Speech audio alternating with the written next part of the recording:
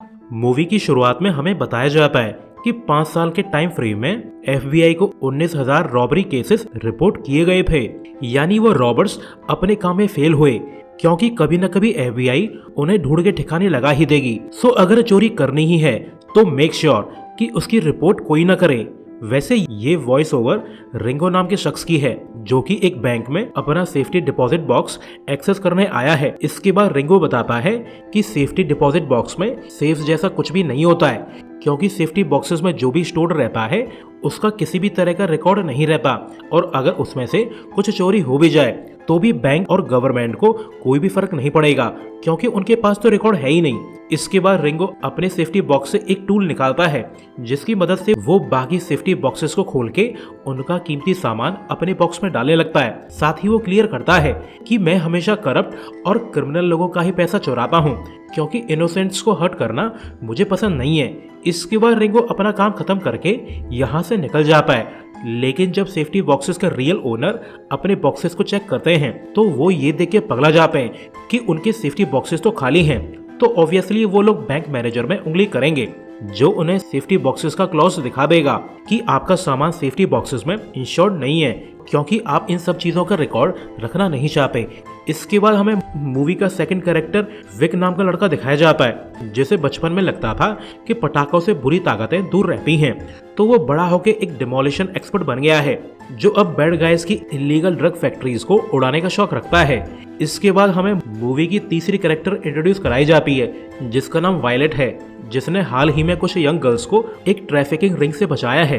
तो obviously bad guys violet से बदला लेना चाहते हैं, लेकिन उन्हें अंदाजा नहीं है कि वायलेट सच में काफी वायलेंट है, जो मारपीट करना जानती है।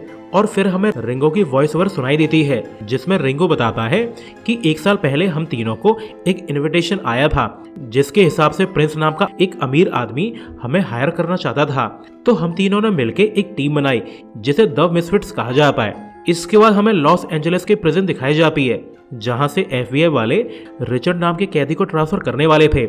लेकिन जब ये लोग जाके चेक करते हैं तो इन्हें पता चलता है कि रिचर्ड तो जेल से भाग चुका है, वो भी फिर से।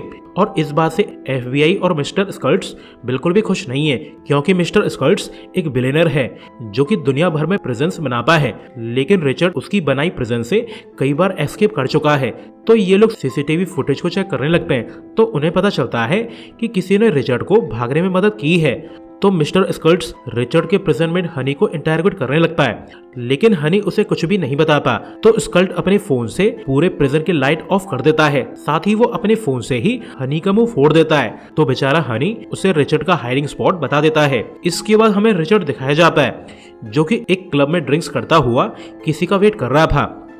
असल में रिचर्ड बहुत चालू है, जिसने अपनी प्रिजन लाइफ के दौरान हनी से उसकी पूरी जन्म कुंडली निकाल ली थी। तो रिचर्ड को पता चलता है कि हनी तो प्रिंस हकीम का नौकर हुआ करता था, जिसके हिसाब से प्रिंस हकीम हर साल एक दिन के लिए लॉस एंजलिस आता है ताकि वो शॉपिंग कर सके।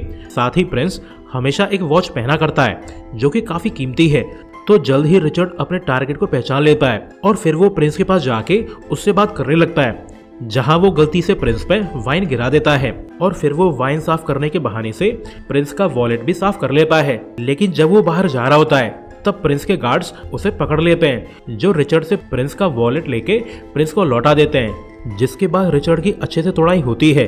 तो जब रिचर्ड को होश आता है तब उसके पास एक कार्ड मौजूद था, जिसपे प्रिंस लिखा हुआ था, जो कि बिल्कुल वैसा ही है जैसा कि रिंगो, विक और वायलेट को मिला था। लेकिन रिचर्ड ऐसे ही हार मानना नहीं चाहता, तो वो उस होटल जाता है जहाँ पे प्रिंस हकीम रुका हुआ है। तो वो प्रिंस के रूम जाके उसका वॉच कलेक्शन चुरा लेता है। लेकिन जब रिचर्ड होटल से बाहर जा रहा होता है तब एक कार उसका वेट कर रही थी। तो रिचर्ड कंफ्यूज्ड होकर देखता है कि इस कार को तो प्रिंस हकीम चला रहा है, यानी उसकी चोरी फिर से पकड़ी गई।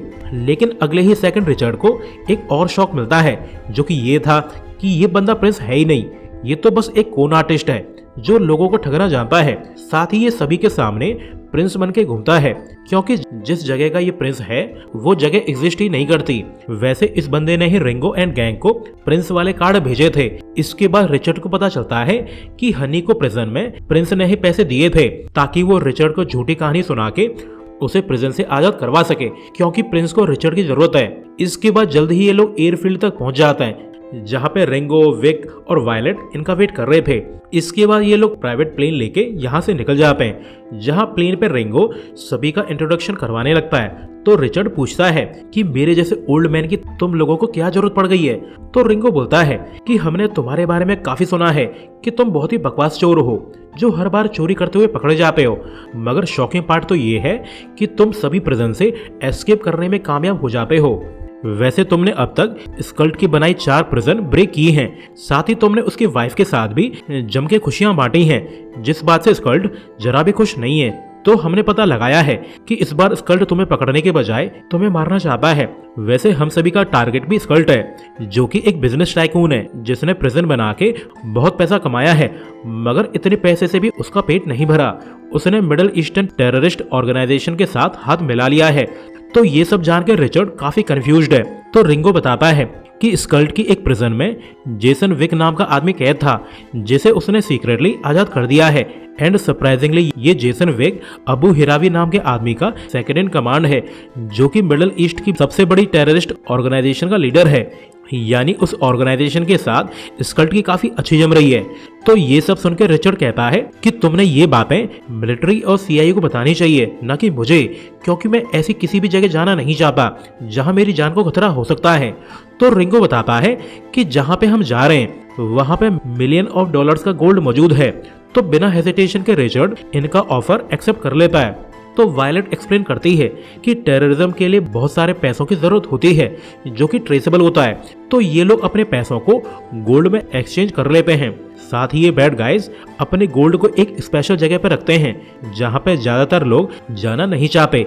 तो रिचर्ड गैस कर लेता है कि टेररिस्ट का सारा गोल्ड स्कल्ट की एक प्रिजन में स्टोर्ड है, जहां पे अब ये सभी लोग एज अ प्रिजनर्स जाना चाहते हैं ताकि उस गोल्ड को चुराया जा सके। तो वो फिर से इस प्लान के लिए इनकार कर देता है, क्योंकि वो टेररिस्ट के साथ पार्टी करना नहीं चाहता। इसके बाद जल्द ही इनका प्लेन अबू धाबी में लैंड कर जाता है, जहां रिचर्ड टीम को छोड़ के यहाँ से जाने लगता है। तो रिंगो बोलता है कि स्कल्ट और उसके आदमी तुम्हें मारने जरूर आएंगे, तो अगर तुम्हारा मूड चेंज हो जाए तो हमें कॉल जरूर करना, शायद हम तुम्हारे फ्यूनरल तक पहुंच जाएं। इसके बाद रिचर्ड एक सुपर टैक्सी में बैठ के यहाँ से निकल जाता है, ताकि वो दुबई के बेस्ट होटल में जाके मौज मस्ती कर सके, साथ ही वो किसी रिच बंदे को लूट सके। तो रिचर्ड होटल पहुंच के जल्द ही लोगों में घुल मिल जाता है, जहाँ पे उसकी नजर एक आदमी के एक्सपेंसिव वॉच पे पड़ जाती है। तो वो अपनी यूजुअल ट्रिक को यूज करके इस आदमी का वॉलेट चुरा लेता है।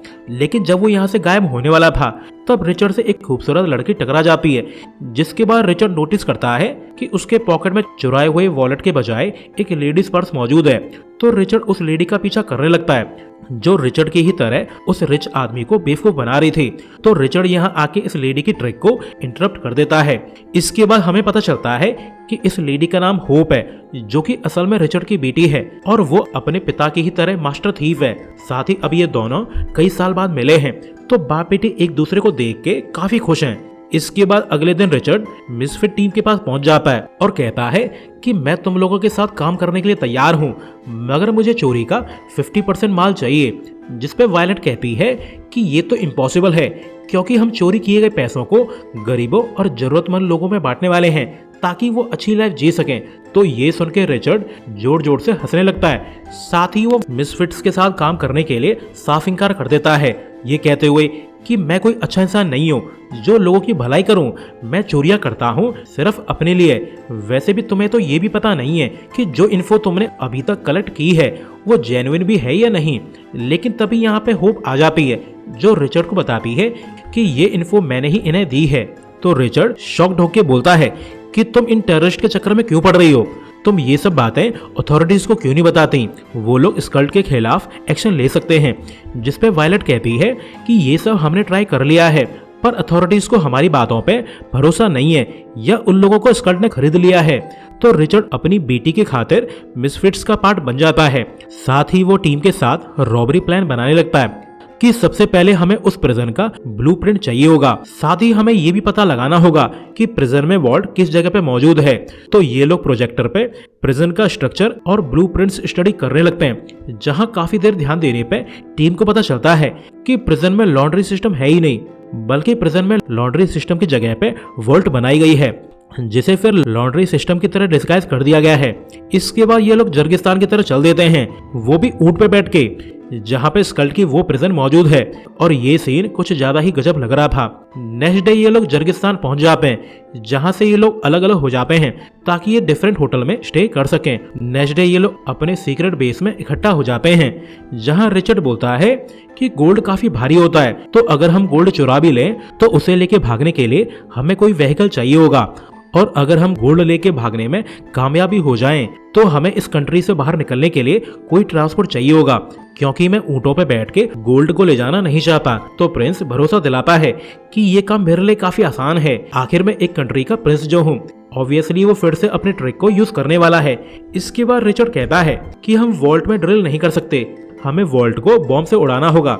इसके बाद नेक्स्ट सीन में हम देखते हैं कि स्कल्ट अपने फ्रेंड जेसन से मिलने आया है, जहां जेसन को स्कल्ट एक ब्रीफकेस देता है जो कि गोल्ड से भरा हुआ है। लेकिन इन्हें जरा भी अंदाजा नहीं है कि रिचर्ड और रिंगो इन पे नजर रख रहे हैं, जो फिर अपने बेस लौट आते हैं, जहां वायलेट बताती है कि शायद जेसन को पैसों की जरूरत है, इसीलिए उसने स्कल्ट की प्रिजन से गोल्ड का विड्रॉल किया है। वैसे वहां पे जो सेकंड आदमी मौजूद था वो जर्गिस्तान के बैंक का प्रेसिडेंट है, जो इस गोल्ड को एक्सचेंज करके जेसन को कैश देने वाला है। तो नेक्स्ट डे जब जेसन कैश वाला ब्रीफकेस बैंक से ले जा रहा होता है तो रिचर्ड डिस्गाइज बना के उससे टकरा जाता है, और वो जरा सी देर में जेसन के ब्रीफकेस से अदला बदली करने में कामयाब हो जाता है।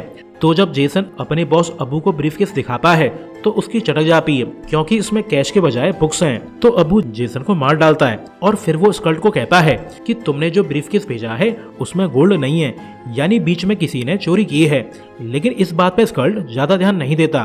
तो अबू कहता है कि 3 दिन बाद मैं तुमसे मिलने वाला हूँ, जहां मैं तुमसे आगे का सौदा करूंगा। वैसे इस बातचीत को मिसफिट्स की टीम ने भी सुन लिया था। तो रिचर्ड बोलता है कि अबू हिरावी 3 दिन बाद अपने गोल्ड को विड्रॉ करने आ रहा है, जो कि हमारे लिए बुरी खबर है, क्योंकि इस समय गोल्ड को ट्रांसफर किया जाएगा। तो हमें 3 दिन में ही गोल्ड को चुराना होगा, जो कि तभी पॉसिबल है जब प्रिजन में कोई प्रॉब्लम खड़ी हो जाए। तो रिंगो बताता है कि मेरे 2 आदमी प्रिजन में कुक हैं, जो कि कैदियों के खाने में रेड पॉइजन मिला देंगे, जिसकी वजह से गार्ड्स बीमार कैदियों को हॉस्पिटल ले जाने के लिए मजबूर हो जाएंगे। इसके बाद रिचर्ड कंटिन्यू करता है कि गोल्ड को ले जाने के लिए हमें बड़ा व्हीकल चाहिए, तो हम एम्बुलेंस का यूज करने वाले हैं, जो कि बीमार कैदियों को प्रिजन से बाहर ले जाएगी। और इस बात का किसी को भी पता नहीं होगा कि कैदियों की स्ट्रेचर के नीचे गोल्ड भी रखा हुआ है। लेकिन ये काम इतना आसान नहीं होगा। इसके बाद हमें डेल प्रिजन दिखाई जाती है, जहां रिंगो हेल्थ वर्कर का डिस्गाइज बना के पहुंच जाता है, जहां पे वो प्रिजन वार्डन से पूछता है कि यहाँ के फूड स्टोरिंग इक्विपमेंट कहाँ से खरीदे जाते हैं। तो वार्डन बता देता है कि हम ये सब इक्विपमेंट पैसिफिक इंडस्ट्रीज से बाय करते हैं। वैसे ये सब सीन विक और रिचर्ड रिंगो के फोन के थ्रू देख रहे थे, तो वो लोग प्रिजन के सिस्टम को हैक कर लेते हैं। वहीं प्रिजन में रिंगो वार्डन से कहता है कि तुम्हें प्रिजन के लिए न्यू सेफ्टी स्टैंडर्ड के 2 ओवन खरीदने होंगे, वरना आगे के इंस्पेक्शन में आपकी प्रिजन अपने टेस्ट में फेल हो जाएगी, जिसका आपको सीधा मिनिस्ट्री को जवाब देना होगा।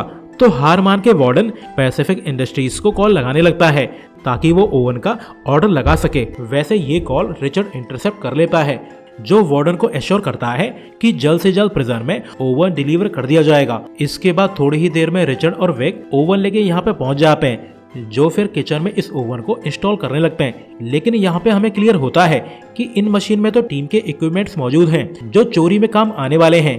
लेकिन तभी इन्हें कुछ आवाज सुनाई देती है, तो विक और रिचर्ड प्रिजन में मौजूद अपने साथियों की ड्रेस पहन के ओवन में छुप जाते हैं। जिसके बाद वार्डन यहाँ आके ओवन को चेक करने लगता है, लेकिन रिंगो जैसे तैसे करके उसे ओवन से दूर कर देता है।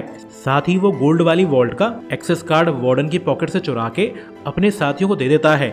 इसके बाद रिचर्ड और वेक ओवन से बाहर निकल के उस एक्सेस कार्ड को यूज करके लॉन्ड्री रूम में चले जाते हैं, जहाँ पे वॉल्ट मौजूद थी। तो ये लोग वॉल्ट को चेक करके यहाँ से चले जाते हैं, जहाँ वो नेक्स्ट ब्रेकफास्ट के दौरान फूड में एक तरह का केमिकल डाल देते हैं, जिसे खा के सभी कैदी उल्टियां करने लगते हैं। तो ये सिचुएशन देख के वार्डन और गार्ड्स की चटक जाती है। तो वो घबराहट में डिसाइड करते हैं कि सभी बीमार कैदियों को हॉस्पिटल भेजा जाए। तो बीमार कैदियों को स्ट्रेचर से बाहर ले जाया जाने लगता है, और इस सब का फायदा उठा के रिचर्ड और वेक एक रूम में पहुंच जाते हैं, जो कि वॉल्ट के जस्ट ऊपर था।